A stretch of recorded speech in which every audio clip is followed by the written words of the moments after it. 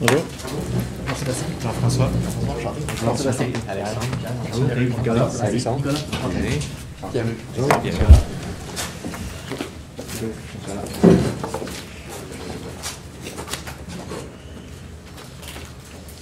Bonjour et bienvenue au cours de finances de marché. Préférez-vous les instructions en français? You prefer the instruction in English?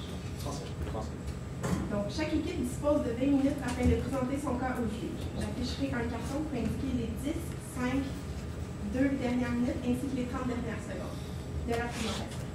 Lors des 10 dernières secondes du discours, j'indiquerai à l'aide de mes deux mains le nombre de secondes restantes. Si vous n'avez pas terminé votre présentation après 20 minutes, elle se verra arrêtée afin de passer à la période de questions. Une période de questions d'une durée maximale de 5 minutes est allouée au jury à la fin de la présentation. Je tiens à rappeler au jury qu'il est obligatoire de poser au moins une question lors de cette période. Veuillez noter que vous ne pouvez en aucun cas dévoiler le nom ou encore la provenance de votre université à risque d'être disqualifié. J'aimerais demander au public d'éteindre la sonnerie de leur téléphone cellulaire aussi. Je vais maintenant laisser les juges se présenter et ensuite vous pourrez débuter votre présentation. Bonjour, Jean-François Girard, gestionnaire de portefeuille chez Valeurs Mobilières Desjardins. Pierre Lacroix, gestionnaire de portefeuille chez Valeurs Mobilières Desjardins. Nicolas Hervé-Girard, je travaille chez Valeurs Mobilières Desjardins aussi. Bonjour, membres du jury. Merci d'assister à notre présentation. On est très content de pouvoir vous présenter aujourd'hui. Brièvement, avant de débuter, je vais vous introduire rapidement que mon collègue Pierre est ici, Jean-Sébastien à ma droite et moi-même Alexandre. Donc, un petit rappel de la mise en situation. Là, brièvement, on a M. Lapoutre, qui est président de la compagnie de Luxe Métal, une compagnie de transformation d'aluminium qui a besoin un peu d'une optimisation de son portefeuille, de sa situation financière qui n'a pas été faite depuis sa rencontre avec son courtier, et une espèce d'analyse top-down de sa compagnie. C'est quoi la situation, son environnement, la compagnie en tant que telle, c'est quoi les risques et comment les couvrir, et on va tous vous présenter ça aujourd'hui. Puis, sans plus tarder, le déroulement de notre présentation va se faire comme suit. Donc, la première partie, M. Lapoutre et son environnement. En fait, M. Lapoutre, ses besoins, sa politique d'investissement et l'environnement qui entoure sa compagnie. Ensuite, en fait, on va analyser plus le marché en détail, l'analyse plus macroéconomique, qu'est-ce qui se passe, qu'est-ce qui va influencer en fait la compagnie et son industrie. Et ensuite, on va rentrer plus précisément dans l'analyse de la compagnie de Luxe Métal en tant que telle. Pour finir avec la stratégie d'investissement qui va comprendre un portefeuille qui est relié à la stratégie d'investissement et à la politique de placement pour M. Lapoutre. Donc, sans plus tarder, on va commencer avec les caractéristiques de M. Lapoutre. M. Lapoutre, qui est un entrepreneur chevronné, vraiment dévoué à sa compagnie, qui a 62 ans, qui va prendre une retraite assez proche, assez imminente. Ceci étant dit, il y a une certaine... il est très... comment dire... il y a certaines connaissances envers les marchés, là, une certaine tolérance au risque, si on veut. Et il y a besoin d'un remaniement de son portefeuille au plus vite. Là. Donc, sans plus tarder, le résumé de ses avoirs, c'est assez simple. Il y a 20 millions en actions de sa compagnie, 8 millions d'obligations gouvernementales, 12 ans, et 2 millions dans son REER, 52 000 dans son CELI, pour un total d'environ 30 millions. Donc ça, c'est assez rapide. Ensuite, sa politique de placement, l'objectif de rendement, qu'est-ce qu'on veut vraiment montrer avec ça, c'est la préservation du capital et les revenus récurrents.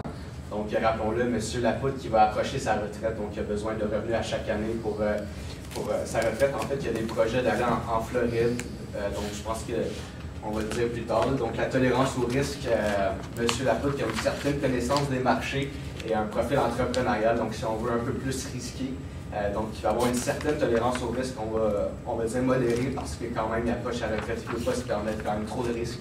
Ensuite, l'horizon de placement, quand on l'a, il y a 62 ans, la retraite dans 2 ans, donc l'horizon de placement, c'est assez simple, c'est un horizon long terme. Ensuite, les besoins en liquidité, c'est 1 million pour les 3 prochaines années. Ensuite, ça va tomber à 500 000 pour les 10 années qui vont suivre et 250 000 par la suite. Finalement, les contraintes, là, on voulait 550 000 en dividendes, puis on est exposé à quelques risques, le risque de commodité, de taux de change et au secteur industriel. Donc, brièvement, on veut diversifier notre portefeuille tout en gardant la qualité de vie après la retraite en ayant du revenu qui est fixe. Et on désirait quand même rester investir dans Deluxe Metal. Rappelons-le que M. Lapoutre est très dévoué à sa compagnie. Il désire en garder dans son portefeuille. Ensuite, pour l'analyse du marché un peu plus global, je vais passer la parole à Pierre. Merci beaucoup, Alexandre. Premièrement, avant de commencer à prendre des décisions d'investissement pour M. Lapoutre, on voulait commencer par regarder le contexte économique. Non seulement parce que l'entreprise de Deluxe Metal va s'incruster dans ce contexte-là, mais aussi pour pouvoir mieux calculer le rendement espéré du portefeuille de M. Lapoutre par la suite. Donc, on a utilisé une approche top-down. On s'est concentré sur les économies nord-américaines, parce que, comme on le sait, l'entreprise de Deluxe Metal opère au Canada, tire 50% de ses revenus des États-Unis et une bonne proportion aussi au niveau du Mexique. Donc, on peut voir qu'on est dans un cycle économique qui est assez favorable depuis assez longtemps au niveau du Canada et des États-Unis. On est à peu près au plein emploi. On a eu des bonnes croissances du PIB qui ont remonté autour du niveau des élevés de 3%. Par contre, l'inflation n'émerge toujours pas, ce qui est quand même un problème considérant qu'on est fermement ancré dans un cycle de hausse des taux d'intérêt. On va aborder ça un petit peu plus tard. Donc, ce que ça nous dit, ça, c'est qu'on a un vieillissement du cycle économique. On a eu plusieurs bonnes années, mais peut-être que ces années favorables-là vont tirer à leur fin prochainement. Sinon, au niveau de l'environnement des taux d'intérêt en Amérique du Nord, comme je l'ai mentionné plus tôt, on est fermement ancré dans un cycle haussier. Ça fait au moins 1 an et demi environ qu'on hausse les taux dès que les signes économiques favorables se maintiennent. Par contre, on peut voir que pour la première fois depuis 2007-2008, on approche dangereusement une inversion de la courbe à terme. Donc, on peut voir que l'écart entre les bons 10 ans et les bons 2 ans a réduit à peu près 50 points de base. C'est quand même important de mentionner que les 7 dernières fois que la courbe à terme s'est inversée, on a eu une récession économique qui a suivi dans les 18 mois après. Ça se répercute aussi au niveau des écarts de crédit. Donc, on peut voir que récemment, les écarts de crédit au niveau de la dette au rendement, de la dette risquée, les écarts se sont élargis. Donc, ce que ça nous dit, ça, c'est qu'on a augmenté les taux, on a profité de plusieurs bonnes années au niveau du cycle économique. Par contre, encore là, surtout si on continue à hausser les taux, ça va ralentir cette croissance-là. Donc, on pense que les hausses de taux vont tirer à leur fin probablement d'ici l'année prochaine. Si on regarde un petit peu au niveau des devises étrangères, c'est important de regarder cet aspect-là, surtout que l'entreprise de Deluxe Metal fait beaucoup de commerce international. Donc, on peut voir que la devise américaine s'est affaiblie. On ne peut pas présenter ici, mais la devise américaine s'est affaiblie contre plusieurs économies, plusieurs paires de devises des pays industrialisés. En fait, on peut remercier la nouvelle politique protectionniste américaine pour cet aspect-là. C'est sûr que ça a un impact négatif sur les exportations de Deluxe Metal aux États-Unis. Sinon, on peut voir aussi que le taux de change entre le Canada et les principaux partenaires commerciaux de Deluxe Metal a été quand même assez volatile. On peut allouer une partie de cette volatilité-là, entre autres, au Venezuela qui a fait défaut sur sa dette dans les dernières années. Ça a causé beaucoup de volatilité au niveau des devises de marché émergents. Au niveau plus précisément du peso mexicain, c'est sûr qu'il y a eu la volatilité avec la renégociation de l'ALENA, par exemple. Par contre, on peut voir que le dollar canadien s'est apprécié aussi vis-à-vis ces devises-là. Et on s'est penché aussi sur le marché des commodités. Le prix de l'aluminium a augmenté. Donc, c'est sûr que ça pose un risque de commodité assez important.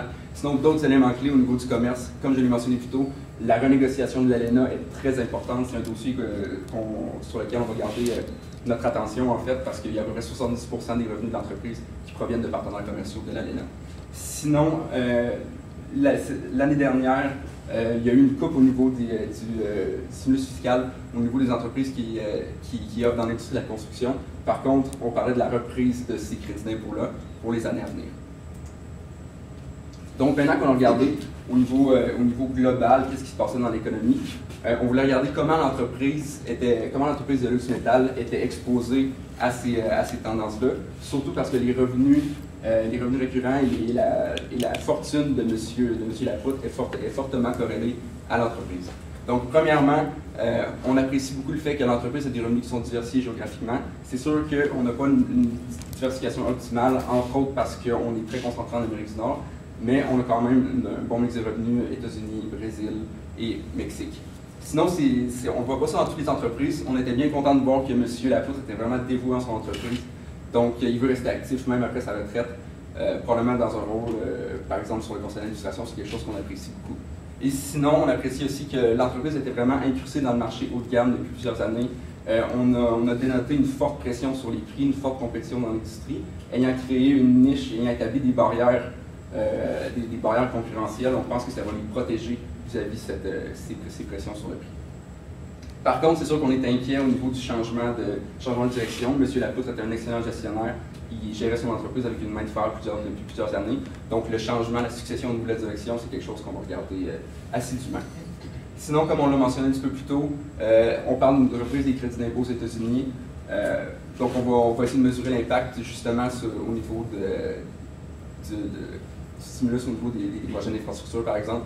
Mais l'entreprise est tout de même exposée beaucoup au risque de change parce que, par exemple, une appréciation du dollar canadien va beaucoup affecter leur prix sur le marché des exportations. On dénote aussi un ralentissement de la croissance dans l'industrie. L'industrie connaissait une forte croissance depuis plusieurs années, on parle de 3 à 5 bon. Par contre, c'est sûr que les plus belles années peuvent être derrière. Et bien sûr, on ne peut pas assez le dire, l'ALENA est un dossier clé, ça va créer beaucoup de volatilité dans les revenus, dans les bénéfices de l'entreprise. Donc c'est un dossier qu'on va suivre de près. Je vais passer la parole à mon collègue Jean-Sébastien qui a regardé plus près l'entreprise. Merci beaucoup, Pierre-Luc. Donc, c'est ça, comme il m'a introduit, en fait, j'ai regardé là, les états financiers de l'entreprise actuelle, j'ai regardé les prévisions des analystes pour les 2 prochaines années. Puis, on a extensionné un peu là, ces prévisions-là pour déterminer dans 5 ans environ où est-ce qu'on voyait l'entreprise de M. Lapoutre se tenir. Donc, très rapidement, ça, c'est l'état des résultats qu'on a pu sortir de notre modèle. On va avoir une analyse de ratio après, mais ce que j'aimerais attirer surtout votre attention, c'est beaucoup sur les hypothèses en fond de croissance. Celle de 2018-2019 était donnée par les analystes qui connaissaient très bien l'entreprise de M. Lapoutre. Pour ce qui est des années subséquentes, on est allé selon les indices de croissance qu'on voyait dans le marché. Puis ça alternait dans le fond entre 5% et 3%, donc un taux décroissant jusqu'à l'année 2022. Ensuite, tous les postes de coûts ont été faits en fonction des moyennes historiques proportionnelles aux ventes ou au coût des marchandises, dépendamment du poste. Puis on en arrive, heureusement, à un bénéfice net croissant. Donc, c'est ça. Puis ça, dans le fond, on va voir ça lorsqu'on va arriver à nos méthodes d'évaluation d'entreprise. Puis on voit beaucoup de potentiel de croissance dans le prix du titre. Donc, pour ce qui est du bilan de Deluxe Metal, le bilan des analystes de recherche là, omettait certains postes du bilan. On a été en mesure de reconstruire ces postes-là via une table des immobilisations, donc voir le changement du poste d'immobilisation corporelle en passant par les investissements moins la dépréciation. Donc, c'est les valeurs que vous voyez en rouge là, étant encadrées là, pour les immobilisations nettes. Le poste d'encaisse, en fait, a été déterminé via l'état des flux de trésorerie. Et pour ce qui est des bénéfices non répartis, c'était simplement le bénéfice non réparti de l'année passée, plus le bénéfice net de l'année en cours, moins les dividendes qui étaient versés. Puis on arrivait voilà, au bénéfice non réparti que vous voyez à l'état des résultats, suivant au bilan. Puis c'est ça, puis encore une fois, des choses intéressantes à dire sur leur bilan quand on va passer à l'analyse de ratio. Donc, pour ce qui est de l'état des flux de trésorerie, le dernier état financier, c'est ce qu'on voit, encore une fois, bon, des données qui étaient omises par les analystes de recherche, variation du fonds de roulement qu'on a pu calculer, là, dans le fond, simplement en faisant l'écart des postes de bilan d'une année à l'autre. Encore une fois, vous les voyez en rouge. Et la variation nette qui est simplement la somme des flux d'exploitation, flux des activités d'investissement et les flux des activités de financement. Donc, toutes ces hypothèses-là, toutes ces prévisions-là quant aux 3 états financiers, bien, on en arrive dans le fond à une évolution des ratios qui nous plaît. On pense notamment à la croissance des revenus qui, comme je vous l'ai dit, là, était selon nos hypothèses. On voit que ça se traduit aussi en une croissance du BAIA. BAIA qui est une mesure relativement importante, surtout pour comparer la profitabilité d'une entreprise parce qu'elle ne tient pas en compte sa structure de capital ni de son traitement fiscal. Donc, ça nous permet, dans le fond, d'internationaliser, si on veut, l'entreprise. Donc, c'est ça, croissance du bénéfice net aussi qui est observable. Pour ce qui est des marges, ça se maintient. Ça se maintient avec les prévisions qu'on voit dans les 2 prochaines années. Pourquoi est-ce qu'on pense que c'est ce qui est le plus réaliste versus, par exemple, une année comme 2017? C'est parce que 2017 était une année où bon, les investissements du côté américain étaient faibles dans l'infrastructure. On pense que l'entreprise a été injustement pénalisés par ça, parce qu'on voit ces investissements-là revenir. Donc, nos prévisions sont faites en fonction de ces investissements-là en infrastructure qui vont revenir et de l'entreprise qui va pouvoir bien performer, comme il a été le cas en 2016. Pour ce qui est de la liquidité prévue, pour l'instant, ça peut paraître un peu serré, mais on voit ça s'adoucir avec le temps. On pense simplement qu'avec c'est une entreprise qui génère énormément de liquidités. Les liquidités vont permettre de rattraper un peu ces ratios-là, puis vont éponger les pertes qui avaient été, si on veut, un peu capitalisées en 2017 à cause des moins bons résultats. Puis pour ce qui est de l'endettement, même chose, l'endettement qui est en décroissance. M. Lapoutre, dans le fond, qui a fait une très bonne gestion de son bilan, c'est pas trop endetté, ça fait que l'entreprise est largement capable de soutenir son coût des intérêts, par exemple, qui est le dernier ratio que vous voyez dans la section endettement historique est prévu. Donc, ouverture des intérêts très très forte. D'ailleurs, si on voulait augmenter le retour sur les capitaux propres, qui est notre dernière ligne en bas, on pourrait y aller avec mettre un peu plus de dette sur l'entreprise. Ça nous permettrait de générer plus de rendement pour les actionnaires. Mais si M. Lapoutre est à l'aise avec cette structure de capital-là, on lui recommande de la garder. C'est une structure qui est gagnante pour le moment. Donc, tout ça pour en arriver évidemment à un cours de sortie en 2022. On a utilisé deux méthodes d'évaluation pour l'entreprise. La première méthode étant le multiple de valeur d'entreprise sur le BAYA. Et la deuxième étant le multiple court-bénéfice. Donc, si on regardait les multiples actuels de l'entreprise, on tournait autour du 5 fois le multiple de valeur d'entreprise BAYA et autour de 10 fois pour le court-bénéfice. Donc, vous voyez la colonne du centre étant comme le scénario de référence, si on veut, s'il n'y a pas d'appréciation ou de dépréciation du multiple. Et vous avez les marges au centre aussi qui représentent les marges actuelles de l'entreprise. Donc, on verrait au centre un cours cible de 11,63 pour la méthode de multiple BAYA, puis un cours cible de 12,53 pour la méthode du court-bénéfice.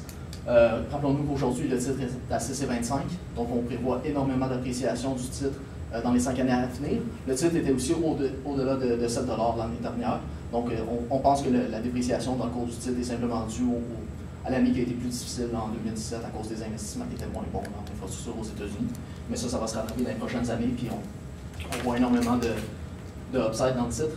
À noter, j'aimerais attirer votre attention dans les coins en haut à gauche de nos tables de sensibilité. Ça représente des ratios et des marges qui sont inférieurs à ce qu'on a vécu historiquement pour l'entreprise de M. Lapoutre. Donc, on pense que c'est vraiment, dans le pire des cas, qu'est-ce qui pourrait se passer avec le cours de son action. Puis, en termes de valeur d'entreprise sur BAYA, en fait, le cours est de loin supérieur à ce qu'on connaît aujourd'hui. Puis, dans le cas du multiple de court-bénéfice, il y a une très faible dépréciation du cours de son action. Donc, on ne voit pas son entreprise comme étant une entreprise risquée en termes d'actions cotées en bourse. Parfait. Et je vais passer la parole à Alexandre pour la stratégie d'investissement. Merci. Donc, en effet, on a procédé à une optimisation de la situation financière de M. Lapoutre.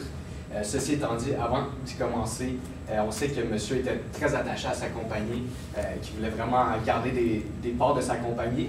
Rapidement, ça, c'est juste un rappel de sa politique de placement. Là, dans le fond, les 3 points en bas qu'on voudrait souligner, c'est le maintien de la qualité de vie après la retraite au niveau des liquidités, des revenus récurrents. Puis on va diversifier l'allocation actuelle, mais quand même garder du de luxe. Donc, M. Lapoutre, comme on le dit, est très attaché à sa compagnie. Il croit fermement que c'est une compagnie qui va continuer à croître, qui est capable de résister aux risques et que c'est la meilleure. Mais en fait, on prend vraiment une diversification de son portefeuille. Pourquoi? Parce que ça permet d'éliminer les risques spécifiques. On ne sait pas qu'est-ce qui peut arriver à Deluxe, en fait, dans les prochains jours, dans les prochaines semaines. Donc, ça permet d'éliminer ce risque-là.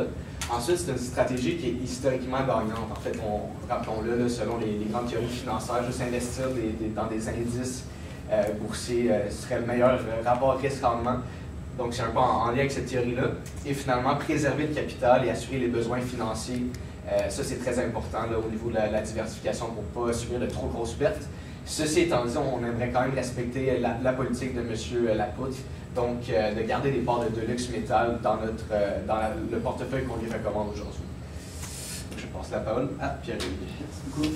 Il était finalement temps de construire le nouveau portefeuille de M. Lapoutre.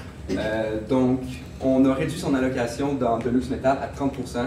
On trouve ça encore élevé. C'est une situation qui est peu usuelle, évidemment, pour un client qui n'était pas aussi investi dans sa compagnie. On recommanderait peut-être une allocation qui est différente, mais on sait que historiquement, monsieur Lapoutre veut vraiment rester impliqué dans l'entreprise. Il voulait même rester à, si ce n'est pas son allocation actuelle, de 70%. Mais on va couvrir le risque qui est associé à cette surconcentration-là un petit peu plus tard. Sinon, on est allé chercher un 20% de plus dans les actions, mais on les a diversifiées. Donc, la moitié de ce 20%-là va être dans un indice S&P 500, dans un fonds négocié en bourse, qui va être couvert par rapport à la devise canadienne. Sinon, on est allé chercher l'autre moitié du portefeuille d'équité au niveau du FTSE, qui est l'indice, qui est un fonds négocié en bourse basé sur l'indice de la Bourse de Londres. Surtout parce que c'est un indice boursier qui compte beaucoup d'entreprises qui sont dans les services et dans les actions financières. Sinon, on est allé chercher l'autre moitié du portefeuille dans les obligations, 30% en obligations corporatives.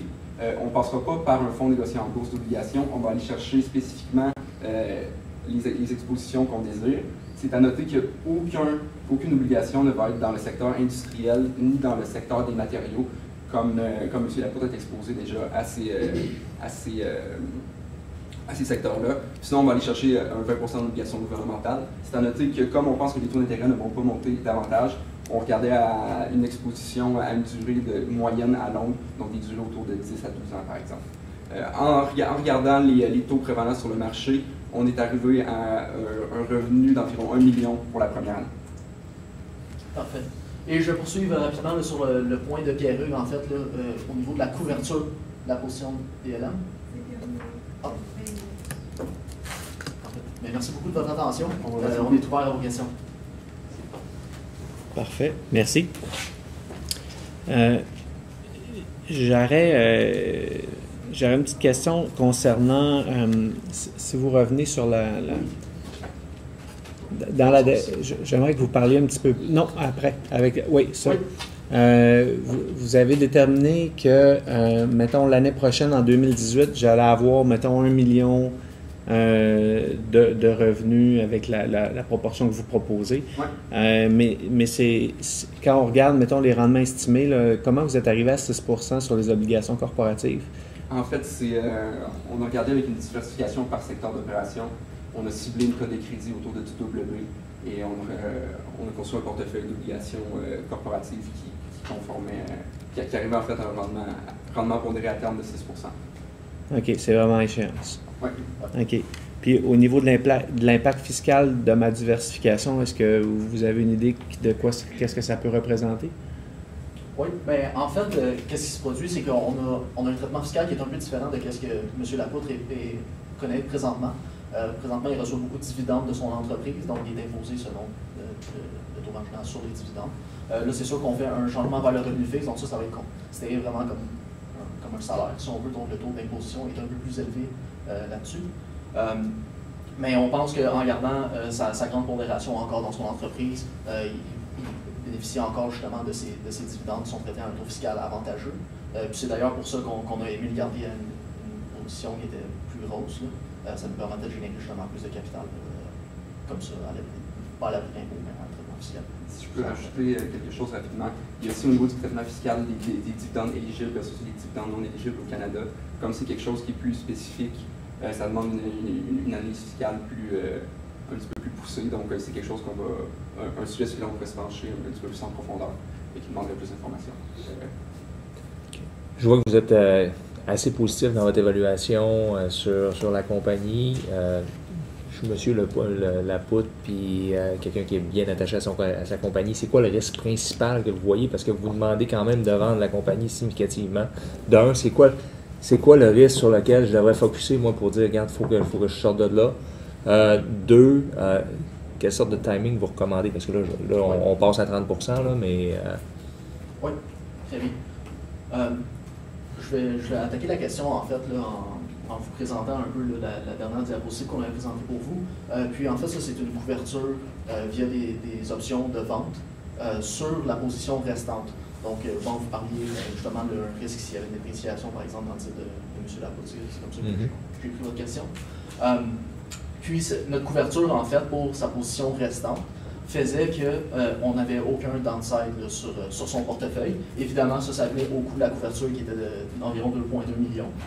Par contre, on voyait un gain sur la position selon une moyenne de nos prix cibles pour 2020 d'environ 7 millions de dollars. Donc, le prix de la couverture était largement compensé par le gain qu'on pouvait réaliser sur la position qui nous restait. Pour ce qui est par contre de la sortie de la position actuellement, on recommande de faire une sortie progressive, simplement pour... c'est plus d'un côté psychologique pour M. Lapoutre, mais ça va faire une sortie qui, au moins s'il ne vendra pas dans un creux, si on veut, là, de prix ou quoi que ce soit, si on étale la vente sur 12 mois, on pense que c'est pas vraiment risqué parce que cette année devrait être bonne, excusez-moi, pour l'entreprise. Donc à chaque trimestre, le titre devrait s'apprécier un peu. Ça va lui permettre de vendre ça un peu plus élevé à chaque trimestre. Surtout qu'on avait une vue économique qui était un petit peu plus pessimiste, mais vraiment à moyen terme. Par exemple, on ne voyait pas une érosion de la courbe avant peut-être 2 ou 3 hausses de taux supplémentaires. On sait que, comme on vous a présenté, présentement, les fondamentaux économiques sont très bons. Donc, il n'y avait pas d'alarme, il n'y avait pas d'urgence au niveau de la vente des actions, des investissements, par exemple, d'une entreprise qui est vraiment exposée, par exemple, aux fluctuations de devises étrangères. D'autres questions? Moi, c'est correct. Durée des obligations corporatives, une durée de 10 à 12 ans, est-ce que je comprends? Environ, ouais. Avec des taux qui augmentent, c'est pas quelque chose qui vous tente?